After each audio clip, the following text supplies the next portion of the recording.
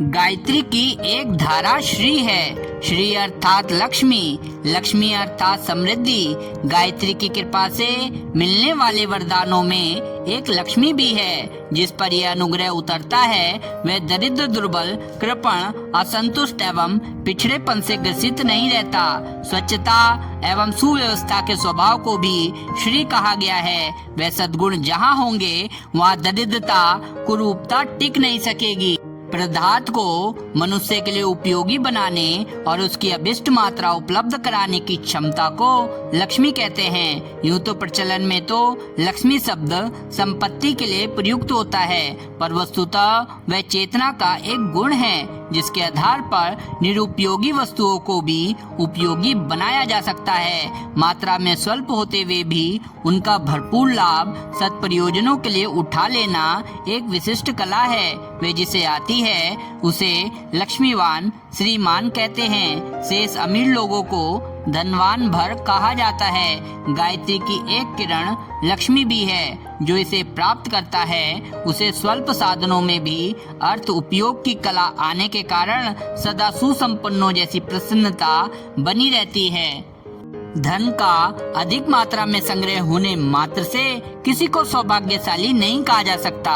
सद्बुद्धि के अभाव में वह नशे का काम करती है जो मनुष्य को अहंकारी, उद्धत, विलासी, दुर्व्यसनी बना देता है। समानता धन पाकर लोग कृपण, विलासी, अपव्ययी और अहंकारी हो जाते हैं। लक्ष्मी का एक वाहन उल्लूक भी माना गया है। उल्लूक अर्थात मूर्खता कुसंस्कारी व्यक्तियों को अनावश्यक संपत्ति मूर्खी बनाती है, उनसे दुरुपयोग ही बन पड़ता है और उसके फलस्वरूप वह आहति होती है। लक्ष्मी का अभिषेक दो हाथी करते हैं। वे कमल के आसन पर विराजमान हैं। कमल कोमलता का प्रतीक है। कोमलता और सुंदरता सुव्यवस्था में ही सन्निहित रहती है। कला भी इसी प्रवृत्ति को कहते हैं। लक्ष्मी का एक नाम कमला भी है। इसी को संक्षेप में कला कहते हैं। वस्तुओं को, संपदाओं को सुनियोजित रीति से सुउद्देश्य के लिए सदुपयोग करना, उसे परिश्रम एवं मनोयोग के साथ नीति और न्याय की मर्यादा में उपार्जित करना भी अर्थ कला के अंतर्गत आता है। उपार्जन अभिवर्धन में कुशल होना श्री तत्व के अनुग्रह का पूर्वार्ध है और उत्तरार्ध वह है जिसमें एक एक पाई का भी अपव्यय नहीं किया जाता। एक एक पैसे को सुउद्देश्य के लिए खर्च किया जाता है।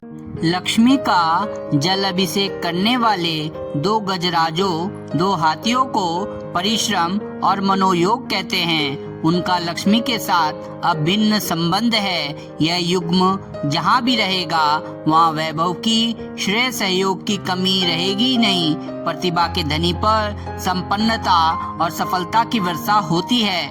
उन्हें उत्कर्ष के अवसर पग पग पर उपलब्ध होते हैं। गायत्री के तत्व दर्शन एवं साधना कर्म की एक धारा लक्ष्मी है। इसका शिक्षण यह है कि अपने में कुशलता की, क्षमता की अभिवृद्धि की जाए तो कहीं भी रहो लक्ष्मी के अनुग्रह और अनुदान की कमी नहीं रहेगी। इसके अतिरिक्त गायत्री उपासना की एक धारा श्री साधना है।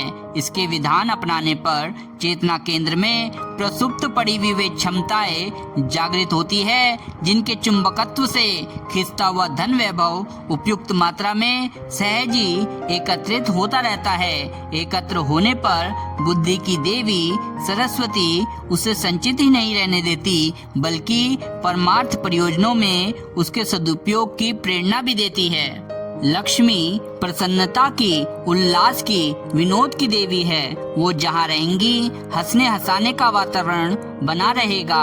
अस्वच्छता भी दरिद्रता है। सौंदर्य, स्वच्छता एवं कलात्मक सज्जा का ही दूसरा नाम है। लक्ष्मी सौंदर्य की देवी है। वो जहाँ रहेंगी वहाँ स्वच्छता, प्रसन्नता, सुव्यवस्था, श्रम निष्ठा एवं मितव्यता का वातावरण बना रहेगा। गायत्री की लक्ष्मी धारा का आवाहन करने वाले श्रीवान बनते हैं। उसका आनंद एकाकी ना लेकर असंख्यों को लाभान्वित करते हैं।